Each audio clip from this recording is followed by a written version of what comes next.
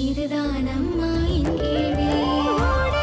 கருமேனி என் தோழி பத்தி சொல்லு. மூங்கில் அது பொங்கும் உயிர் மூச்சா இருக்குது அன்பு. சரியான வெகுளி பொண்ணு அழகான தங்கரதும்.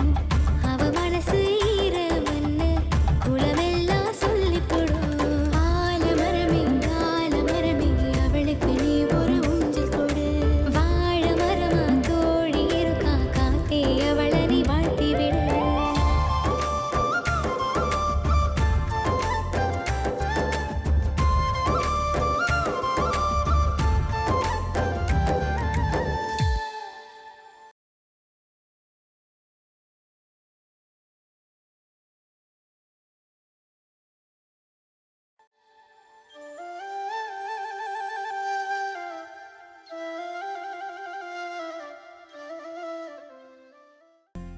ஒன்று வீட்டில் எல்லாருமே என்ன வெறுத்து வெளியே போக சொன்னாங்க. ஆனா உங்க அண்ணன் மட்டும் என் மேல பரிதாபம் காட்டி வீட்டோட இருன்னு சொல்லி இருக்க வச்சான். என்னைக்காவது ஒன்ற அப்பா வீட்டு தேடி வந்தீன்னா ஒன்றை கூட வாழலான்ற ஆசையில நானும் அந்த வீட்லயே ஒரு வேலைக்காரனாவே இருந்தேன் மஞ்சு.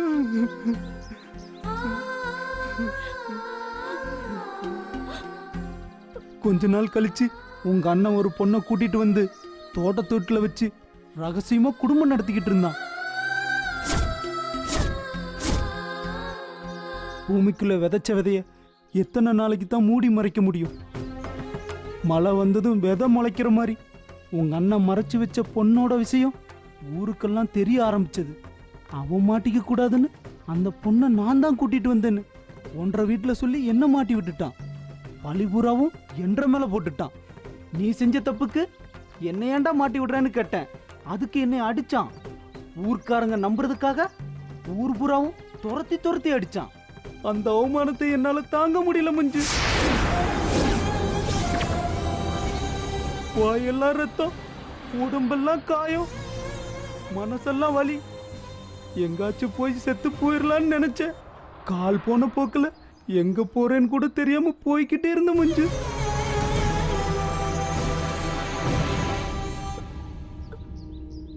பசி மயக்கம், வாழணுங்கிற ஆசையும் இல்லை.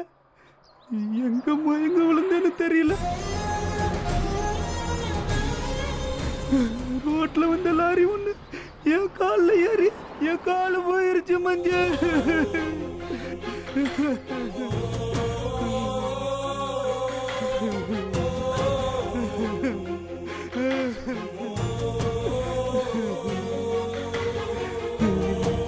எத்தனை கஷ்டத்தை நான் அனுபவிச்சதுக்கு ஒரே காரணம் உனக்கு நான் செஞ்ச துரோகம் தான் மஞ்சு. ஒன்றரை கிட்ட மன்னிப்பு கேட்கறது யோகியதை கூட எனக்கு இல்ல மஞ்சு. ஒன்றரை கிட்ட மன்னிப்பு கேட்டதே மனசாரம். என்ன மன்னிச்சிரு மஞ்சு. என்னங்க நீங்க? யார் யார் கால்ல விழுறதுன்னு ஒரு விவஸ்தை இல்ல. ஏனுங்க, நல்லவனும் கெட்டவனும் திருடனும் ரவுடியும் எப்படி பார்த்தாலும் நீங்க தானே என்ற புருஷன். இந்த நிலைமையில நான் உங்களை தூக்கி எரிஞ்சிட்டு போவேன்னு நினைச்சு போட்டீங்களா? வேண்டாம் மஞ்சு, மறுபடியும் எங்காச்சும் பார்த்தா வெட்டி கொன்னே போடுவேன்னு உங்க அண்ணன் சொன்னா. அதுவும் உங்க ஊர் பக்கமே வரக்கூடாதுன்னு உங்க அண்ணன் சொல்லிட்டா. அவங்க யாருங்க வரக்கூடாதுன்னு சொல்றதுக்கு? அவங்க பண்ணையாரா இருந்தா என்ன வேணாலும் செஞ்சிருவாங்களா? கேக்குறதுக்கு ஆள் இல்லைன்னு நினைச்சிட்டாங்களா? என்ன ரொம்ப அடிச்சு காயப்படுத்திட்டாங்க மஞ்சு.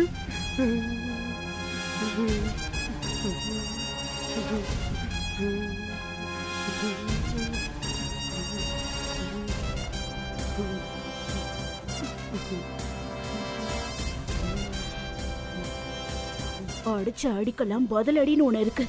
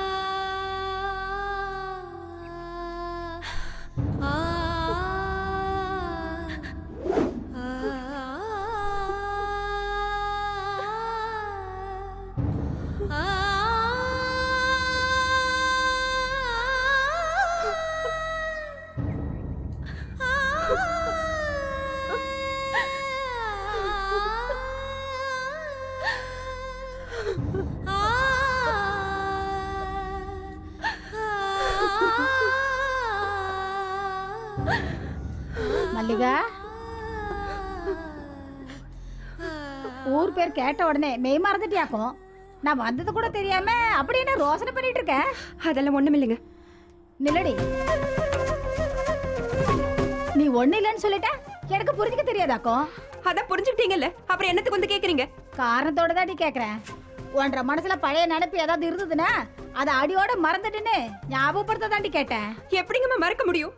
மனசுக்குள்ள ஆழமா பதிஞ்சிருக்கிற விஷயத்த மொத்தமா அழிச்சிட முடியுமா? அழிக்கோனடி. செத்து போனவ எந்திரிச்சு மறுபடியும் திரும்பி வர முடியுமா? அந்த மாதிரி தான் வேண்டான்னு ஒதுக்கிட்ட திரும்ப ஞாபகத்துல வச்சு கூடாது. உனக்கு ஒரு நல்ல வாழ்க்கை கிடைச்சிருக்கு, அதை கெடுத்துக்காதுன்னு நான் சொல்றேன். என்ற புருஷன் கூட நான் சந்தோஷமா தான் வாழ்ந்துகிட்டு இருக்கிறேன். அவருக்கு நான் எந்த குறையும் வைக்கல. அப்புறம் என்னத்துக்கு சொல்றீங்க? ஏண்டி, நீ புருஷன் கூட சந்தோஷமா வாழ்தா இருந்தா பழசை பற்றி உனக்கு ஞாபகத்துக்கு வரும். அப்படி நீ பழச நினைச்சா உன்ற புருஷன் நீ துரோகம் பண்றதா தானே அர்த்தம். எதுக்கு எடுத்தாலும் என்னைய சந்தேகமாவே பாக்குறீங்களேம்மா. என்ற புருஷனுக்கு நான் என்ன துரோகம் பண்ணேன்னு இப்படி எல்லாம் பேசிட்டு இருக்கீங்க? ஒரு பொண்ணு மூஞ்ச பார்த்தாலே அவ மனசுல என்ன இருக்குன்னு நான் கண்டுபிடிச்சேன்டி.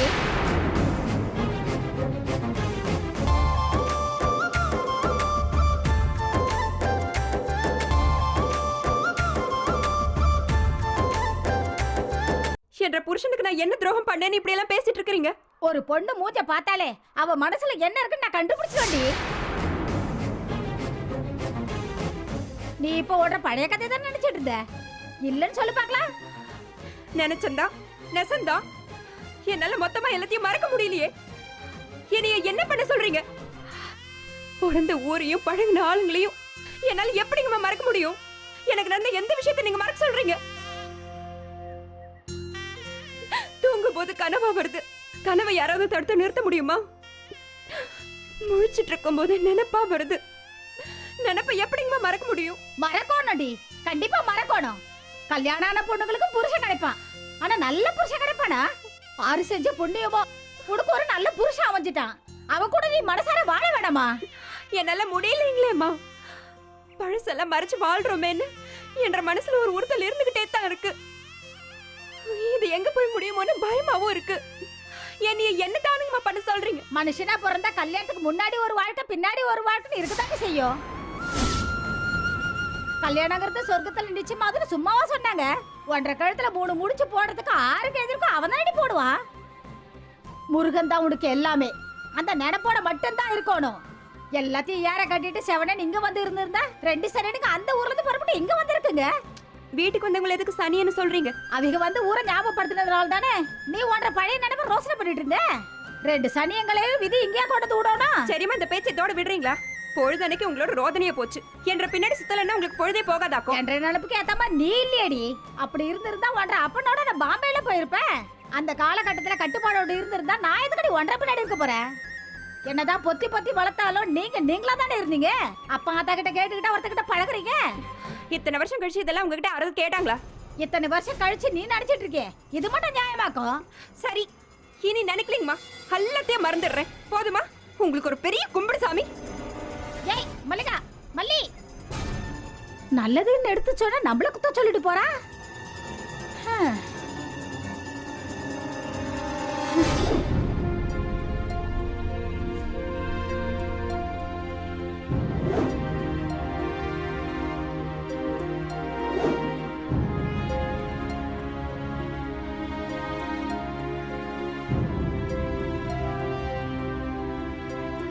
மா, ஏமா இப்படி உம்முனே இருக்க? எல்லாம் என்ற தலைவிதி தான். நீ தப்பு பண்ணிட்டு தலைவிதி நீ ஏன் சொல்ற? ஆமாண்டி, நான் தானே தப்பு பண்ணேன். நீ ஒருத்தி தான் சொல்லாம இருந்த, இப்ப நீயும் சொல்லிட்ட. நீ பாட்டு கோவப்பட்டுட்டு போயிட்ட. என்னை பத்தி நினைச்சு பாத்தியா? நீ இல்லாம நான் எவ்வளவு வருத்தப்பட்டேன் தெரியுமா? நீ ஒன்ற அப்பனோட ஆளுதாண்டி.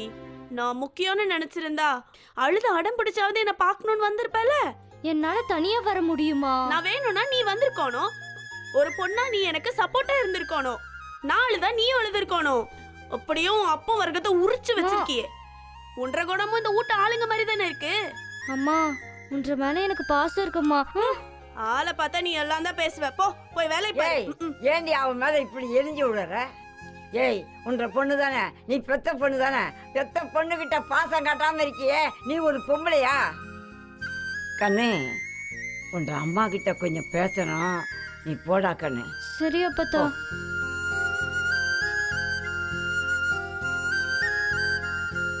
தொட்டதுக்கு நான் பிறந்த வீட்டுக்கு போகிறதும் சின்ன பிரச்சனையை பெருசு பண்ணுறதும் இத்தோட நிறுத்திக்கோ.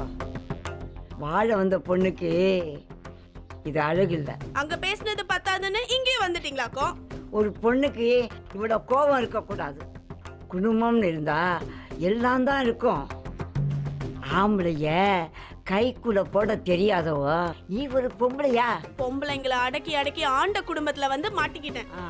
பொண்டாட்டினா அடங்கி போகணும்னு இந்த வீட்ல நீங்க எல்லாம் ஒரு முறையே தானே வச்சிருக்கீங்க. பொண்டாட்டினா என்ன நினைச்சிட்டு இருக்கீங்க? வேணும்னா தூக்கி விளையாடிக்கலாம், வேண்டாம்னா தூக்கி போட்டுலாம் நினைச்சிட்டு இருக்கீங்களா? அதுக்கு நான் ஒண்ணு கைபொம்மை கிடையாது. நீ என்ன வேணாலும் பண்ணுவ, அதையெல்லாம் அவன் பொறுத்துக்கணுமா? அடியே வேலைக்கு போயிட்டு வர ஆம்பளை கிட்ட அன்பாவும் பாசமாவும் அடக்கமா நடந்துக்கணும். இப்படி வரைஞ்சி கட்டிக்கிட்டு சண்டைக்கு வந்தா எந்த ஆம்பளை தான் பொறுத்துக்கிட்டு போவான்? ஊர்க்காரங்க பேசும்போது வாயை மூடிட்டு தானே இருந்தாரு. நான் பேசினா மட்டும் பெரிய தப்பாக்கும். புருஷனை புரிஞ்சுக்காதவ பொண்டாட்டி இல்லைன்னு சொல்றீங்கல்ல, அப்போ பொண்டாட்டிய புரிஞ்சுக்காதவ மட்டும் எப்படி நல்ல புருஷனா இருக்க முடியும்? நல்லவனை சந்தேகப்பட்டிய, அதுக்கு தான் அவன் கோவப்பட்டான். என்ன மாதிரி பொண்ணுங்களுக்கு புருஷனும் குழந்தைங்களும் தான் உலகம், வேற வெளி உலகம்லாம் எங்களுக்கு தெரியாது. என்ற புருஷன் என்ற குழந்தை அப்படிங்கிற சுயநலம் மட்டும்தான் இருக்கு. வேற என்ன இருக்கு சொல்லுங்க? இந்த பாருடி, 13 வயசுல எனக்கு கல்யாணம் ஆகி இந்த வீட்டுக்கு வந்தவனா 3 தலைமுறைய பார்த்துட்டேன். எனக்கு என்ன வயசாகுது தெரியுமா? 88 வயசாகுது. எத்தனையோ பிரச்சனைகள் வந்தது, எல்லாத்தையும் இந்த வீட்டு செவத்துக்குள்ளேயே முடிச்சிட்டோம். பக்கத்து வீட்டு காது கூட போனது கிடையாது. சரியோ தப்போ நமக்குள்ளே நாமே தீர்த்துக்கிறது தான் குடும்பம் நடத்துகிற பாங்கு. நீ எதுக்கடி அம்மா வீட்டுக்கு போகணும்? என்ற அம்மா வீட்டுக்கு போயே எனக்கு நியாயம் கிடைக்கல, நீங்க இங்க பேசினா மட்டும் நியாயம் கிடைச்சுமாக்கோ? கோவப்படாதுன்னு என்னை மட்டும் சொன்னீங்களே. உங்க பேரன் அன்னைக்கு எல்லாத்து முன்னாடி கோவமா பேசிட்டு போனாரு. யாராச்சும் ஒருத்தராவது அப்படி பேசாதேன்னு சொன்னீங்களா? வீட்டுக்கு அடங்காம போனது நீதான். நீ அடங்கி போ, எல்லாம் சரியா போயிடும். அடங்கி போறதுக்கான கால நேரம்லாம் முடிஞ்சு போச்சு. என்ற பொறுமைக்கும் ஒரு எல்லை உண்டு. அந்த எல்லையை உங்க பேரன் தாண்டிட்டா அப்புறம் கோர்ட்டு கேஸ்னு போக வேண்டியதா இருக்கும். தெரிஞ்சுக்கோங்க.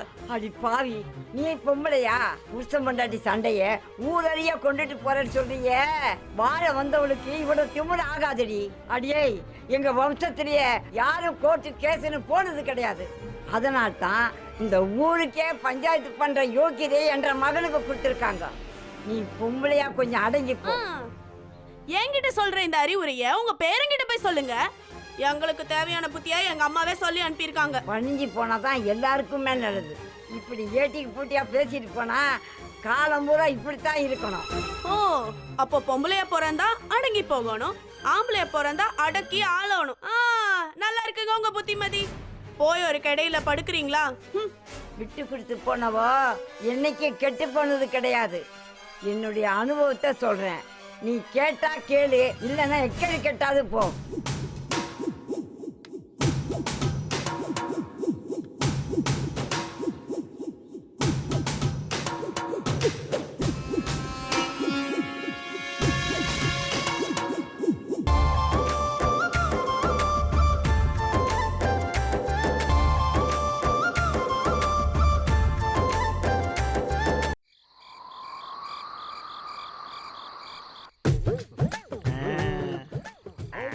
ஐயா சாப்பிடுங்க.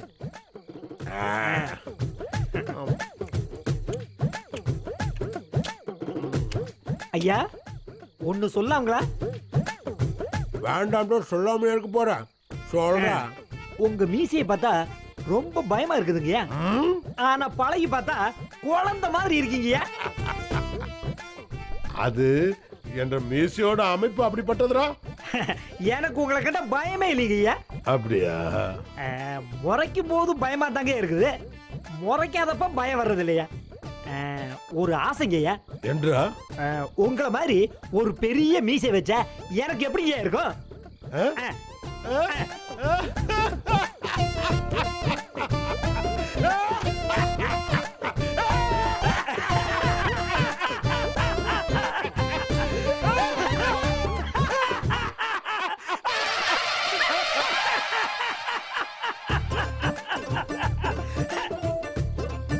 பழனிப்பா, ஒரு விஷயத்தை நீ எப்பவும் ஞாபகத்துல வச்சுக்கோணும். என்னங்கய்யா? நான் பண்ணையாரு, நீ என்ற வேலைக்காரன். சரியா? சரியோ சரிங்கய்யா, ரொம்ப சரிங்கய்யா. ஏண்டா நீ பாட்டுக்கு வந்த என்ற பண்ணையில வேலைக்கு சேர்ந்து போட்ட. உன்னை பத்தி எந்த விஷயத்தையும் என்கிட்ட சொல்லவே இல்லையே. என்னை பத்தி சொல்லிக்கிற அளவுக்கு நான் ஒன்றும் சாதிக்கலைங்கய்யா. அட போடா, சாதிச்சாதான் ஒருத்தனை பத்தி சொல்லணுமாக்கும். ஊரு பொறப்பு இதெல்லாம் இருக்கும்ல, அதை பத்தி சொல்றா. நான் பிறந்த ஊரு காங்கேயங்க. சரி.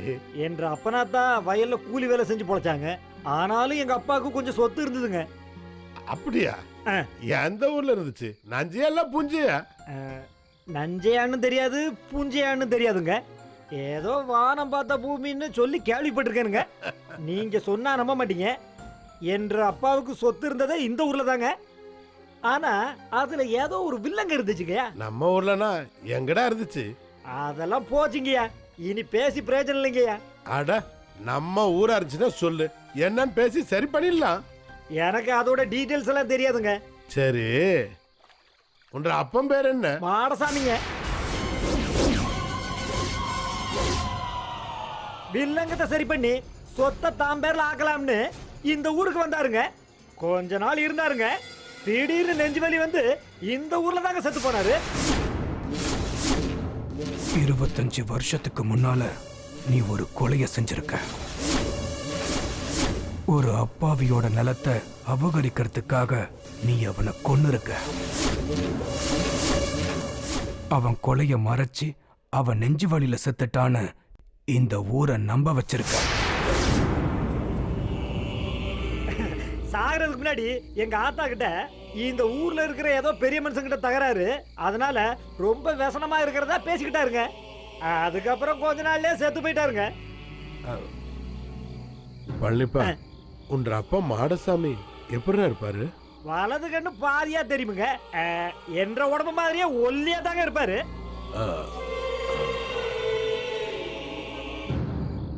அவரு செத்து போய் எத்தனை வருஷம் இருக்கும்? செத்து 25 வருஷம் இருக்குங்க. தை பொங்கலுக்கு முத நாள் தாங்க செத்து போனாரு.